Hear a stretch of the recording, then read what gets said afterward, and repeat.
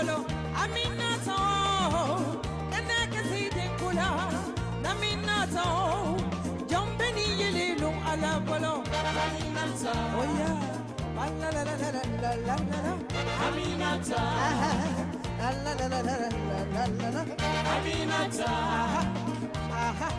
Oh bye Aminata Look at y'all niggas. No, is this to be no reason? All I know, Niggas. Salut les gars, j'espère que vous allez bien. Moi, ça va. Je suis Laetitia et bienvenue sur ma chaîne YouTube. On se retrouve aujourd'hui encore pour une nouvelle vidéo face cachée. J'ai décidé aujourd'hui de faire une vidéo sur cette grande diva-là, sur cette femme aux yeux revolver, aux yeux... J'ai décidé de faire une vidéo sur Aïcha Koné, sur la grande diva, sur l'impératrice de la musique africaine et ivoirienne, Aïcha Koné. Alors, comme d'habitude, asseyez-vous, prenez un popcorn, une petite boisson sur le côté et let's do it! Depuis que j'ai débuté cette série de vidéos appelée Face cachée, j'ai pas encore parlé d'une femme. Et il était important d'en parler pour moi parce qu'il y a aussi eu des artistes ivoiriens, hommes qui ont touché la culture ivoirienne, mais aussi des artistes ivoiriennes, femmes qui ont touché la culture ivoirienne. Et il était important pour moi de commencer par cette légende qui est Aïcha Koné. Aïcha Koné est née le 21 mai 1955 à Adjamé, à Abidjan, précisément en Côte d'Ivoire. Aïcha Koné est benjamine d'une famille de 15 enfants.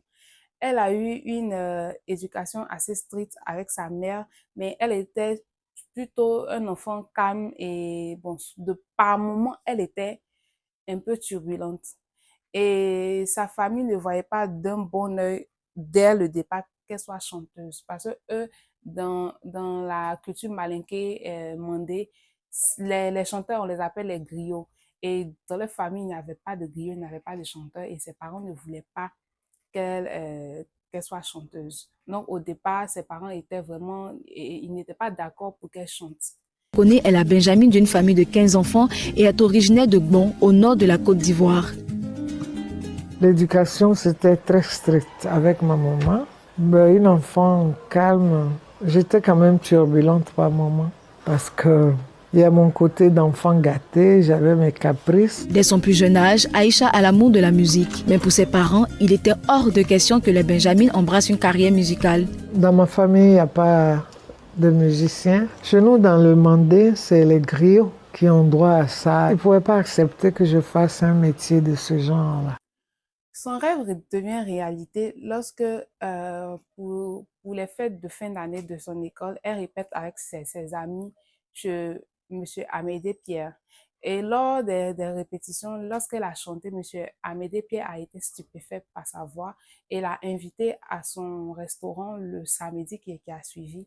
Et là, elle rencontre M. Georges Taï Benson, qui était présentateur à la RTI à l'époque. C'était au collège Voltaire à Trècheville. C'était les fêtes de fin d'année. J'avais été choisie parmi les filles qui devaient faire le ballet. Nous répétons chez Amédée Pierre au Dopé. C'est pendant la répétition, il s'est mis au piano. Nous avons chanté, j'ai chanté Malaika et Guantanamera de Nana Mouskouri. Et Amédée Pierre a apprécié ma voix. Et le samedi, il m'a invité au boxing club chez lui. C'est ce jour-là que M. Benson y était. Et ce soir-là, mon groupe et moi, nous avons entendu les accents cristallins de la voix d'Aïcha Koné. Et lorsqu'elle a fini, j'ai envoyé quelqu'un la chercher. Et je lui ai posé 2 ou 3 questions. Après ces questions-là, j'ai découvert que c'est quelqu'un de déterminé. Et lorsque M. Georges Taï Benson entend la voix de Aïcha Koné, il fut stupéfait aussi. Il a dit qu'elle avait une voix cristalline et tout. Et c'est grâce à elle qu'il a eu l'idée de fonder un orchestre appelé l'orchestre RTI, ORTI. Ce fut le premier orchestre de la Côte d'Ivoire et Georges Taï Benson a eu vraiment du mal à pouvoir convaincre les parents de Aïcha Koné qui l'ont fait tourner en bourrique, va voir ton papa, va voir ta maman, va voir. Mais au final, ils ont accepté qu'elle puisse être une choriste de son orchestre. Et elle a été choriste de l'orchestre de la RTI pendant 4 ans. À 17 ans, Benson lui propose d'intégrer ce qui deviendra plus tard l'orchestre de la télévision nationale ivoirienne. Je lui ai donné rendez-vous à la télévision un samedi. Et elle est venue le matin très tôt. Je l'ai amenée au studio où trônait un piano. Heureusement, il y avait déjà Bonkana Maïga qui était avec moi pour mon émission. Et j'ai dit, Bonkana, écoute, accompagne cette fille-là, on va écouter un peu sa voix. Les deux se sont mis à travailler. À peine 3 minutes, j'ai dit, arrêtez. Aïcha, tiens, 5 000 francs, va chez toi te changer. Et à l'issue de l'émission, la cour de la télévision grouillait de monde. Encouragé par cela, je suis allé voir ses parents. Quel problème! Quel problème! Fin de non-recevoir. Non, non, non, nous on ne chante pas dans notre famille. Les deux parents m'ont joué en balle de ping-pong. J'ai commencé par la mère. Elle m'a dit, ah, allez voir son père. Il n'était pas loin sur la terrasse. Je vais chez son père. Non, non, non, non, non. Il n'est pas question pour ça, mais parler avec sa mère. Ils m'ont fait ça pendant 1 heure. Mais ce qui m'a aidé, ça n'est pas moi ma détermination à moi, mais c'est la volonté forte, profonde, robuste de Aïcha Koné, qui voulait vraiment chanter. Elle m'a aidé à convaincre ses parents. Et puis l'idée m'est venue de créer un orchestre de la RTI. Et Aïcha Koné a fait partie des premiers chanteurs. Aïcha Koné commence donc sa carrière musicale comme choriste. Elle va rester dans l'orchestre pendant 4 ans. Il y a une rencontre qui a marqué Aïcha Koné à l'époque. Il s'agit de Myriam Makeba. Pendant les années 60, Myriam Makeba partait beaucoup de ses exils successifs. Elle a fait un passage en Côte d'Ivoire grâce à M. Houphouët-Boigny, au président Houphouët-Boigny. Et lors des manifestations artistiques, elle a eu l'occasion de rencontrer Aïcha Koné. Elles ont discuté et même Aïcha Koné s'est produite devant elle et Myriam Makeba aussi fut stupéfaite par sa voix, par son thème de voix, par sa voix cristalline. En tout cas, elle a été stupéfaite et elle a dit à Aïcha Koné qu'elle l'aime beaucoup. Et de là est partie une longue amitié. Et ensuite, elle a rencontré le grand Manu Dibango qui l'a aussi inspirée dans la musique. Une fois que Myriam Makeba vient en Côte d'Ivoire, assiste à des manifestations ou des cérémonies ou des spectacles de niveau présidentiel. C'est comme ça que, à la faveur de certains spectacles, certaines manifestations, Aïcha Koné, qui admirait déjà Myriam Makeba, l'a rencontrée, a discuté avec elle, s'est produite devant elle et a convaincu cette dame. Elle lui a dit à Aïcha, je veux vous ressembler, vraiment, je vous aime. Ne cherche pas à me ressembler, cherche à faire mieux que moi. Voici la phrase que Makeba a dite à Aïcha. Grâce à sa présence dans l'orchestre de la RTI, Aïcha Koné prend plus en confiance et elle sort son premier album appelé Denkeleni en 1979. Ce fut un succès avec plusieurs musiques qui ont bercé mes parents parce que je n'étais pas née en 1979. Mais en tout cas, le président Houphouët aimait beaucoup Aïcha Koné. Les gens aimaient beaucoup sa musique et elle était adoubée par ses pairs, par les grands de la musique et elle était suivie ainsi. Après cet album-là, elle sort ensuite l'album appelé Aminata, aussi qui a pris aussi beaucoup d'ampleur et de là est partie une carrière sulfureuse, une carrière vraiment... Qui connaît pas Aïcha Koné en fait? Qui connaît pas Aïcha Koné? Elle sort en 1997 sa chanson que tout le monde connaît, Baya. Baya. Yoruba, Baya, Yoruba. Deni, nanana, Yoruba. Vous allez supporter ma voix. Quand ça me plaît, je chante. Merci. Baya parle des femmes, de la toilette des femmes, des perles que nous portons aux hanches, aux pieds, aux mollets, aux bras et tout. C'est ça les bayas, les perles. Ça a plu aux femmes parce qu'elles se sentaient concernées. Donc, grâce à cette musique, elle gagne encore plus en popularité. Et franchement, moi, je l'ai connue grâce à cette musique. Baya, Yoruba, Deni, Baya, Yoruba. J'avais 1 an à l'époque, mais bon, c'est longtemps après que j'ai connu cette musique. Et grâce à ça, elle a gagné en popularité et elle s'est fait encore plus connaître par sa musique dans le monde entier, en Afrique et aussi dans le monde entier. Et je vous mets juste à côté sa discographie, les musiques qu'elle a fait sortir, les albums et tout. Et c'est une femme influente, c'est une femme déterminée qui a su passer outre les doutes de ses parents et a réussi à devenir une grande chanteuse, à pouvoir impacter la musique ivoirienne grâce à sa voix. Parlons maintenant de ses distinctions. Grâce à son influence, Aïcha Koné a été l'une des seules artistes chanteuses à avoir 2 disques d'or et plus de 50 distinctions. Franchement, ça montre son impact sur la culture ivoirienne, sur la musique ivoirienne. Et franchement, c'est une femme forte. Quand je faisais mes recherches, j'étais là, j'étais stupéfaite. Je dis, mais attends, elle a gagné 2 disques d'or à cette période-là.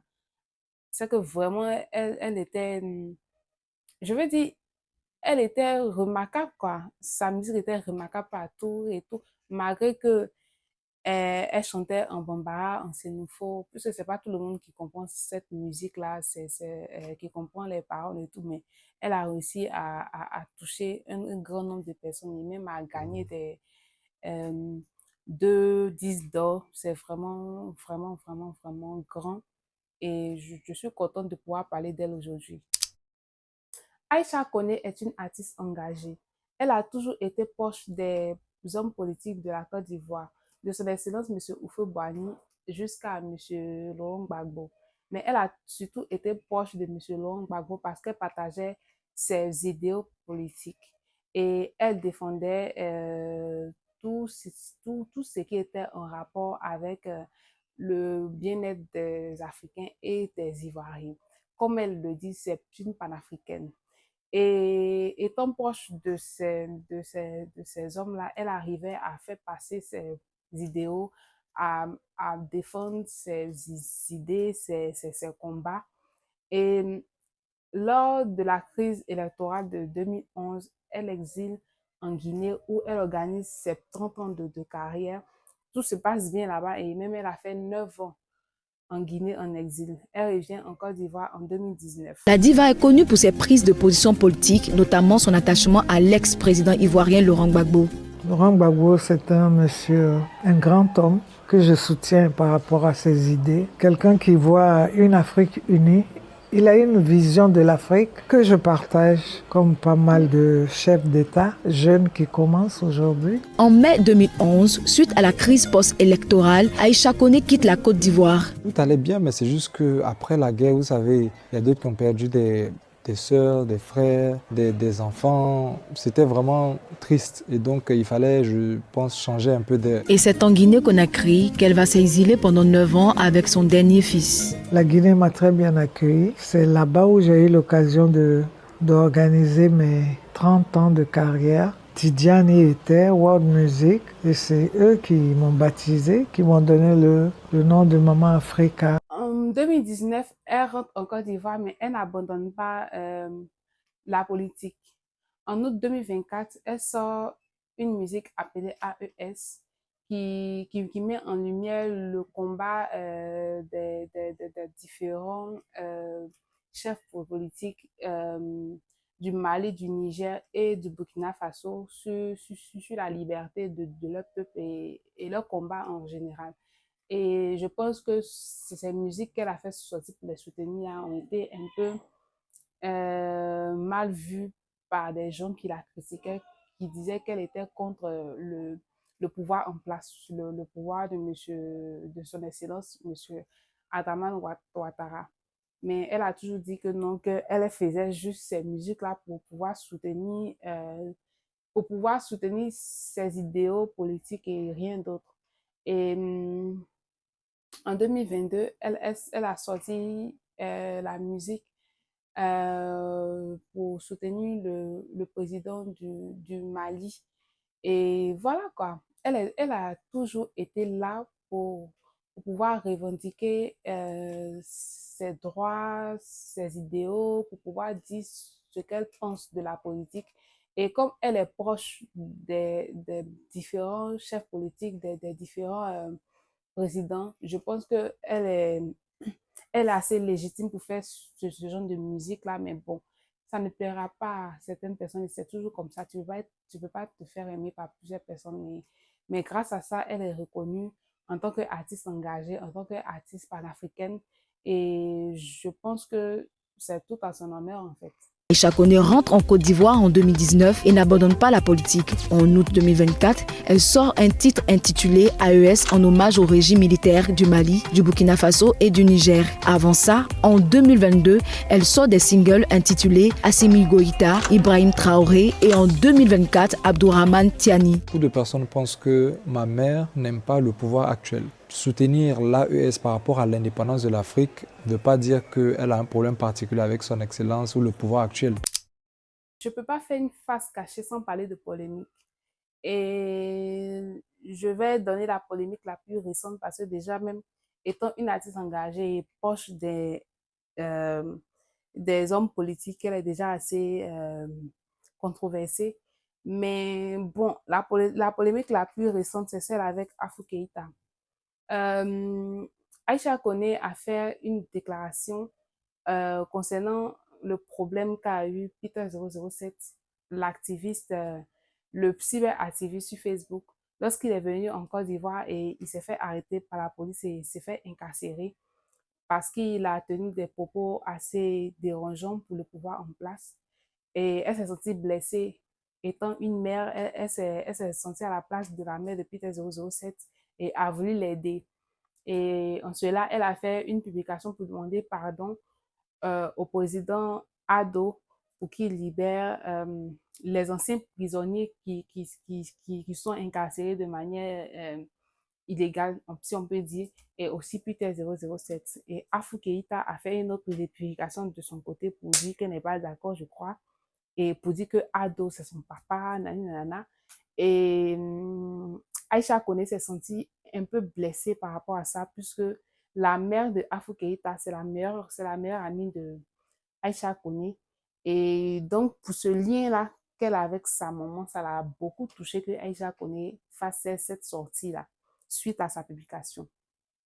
Et donc, la maman même la maman de Afou Keïta est venue même rendre visite à Aïcha Koné pour s'excuser au nom de sa fille. Mais la pluie n'est pas encore passée et jusqu'à présent, je pense qu'il y a encore des petits différends entre elles. Et j'espère que ça va se régler. Et bon, c'est la seule polémique que j'ai en ce moment. Polémique, si on peut le dire ainsi. Hein. Voilà. C'est là où j'en veux à Afou Keïta. Okay. Parce que c'est une mère. Un enfant a déconné. Mais c'est les parents, les voisins, le village qu'on prend pour aller voir le chef du village.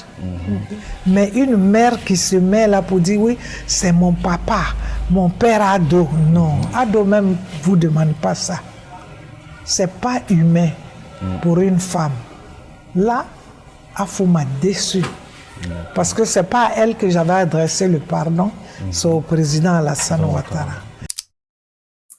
Aïcha Koné, c'est 45 ans de carrière. Vraiment, c'est un monstre de la musique ivoirienne. Et à 69 ans, elle a 3 enfants avec un d'entre eux qui a embrassé la même carrière qu'elle, les chanteurs. Et j'ai vraiment tenu à faire cette vidéo sur elle parce que c'est une femme influente de la musique ivoirienne.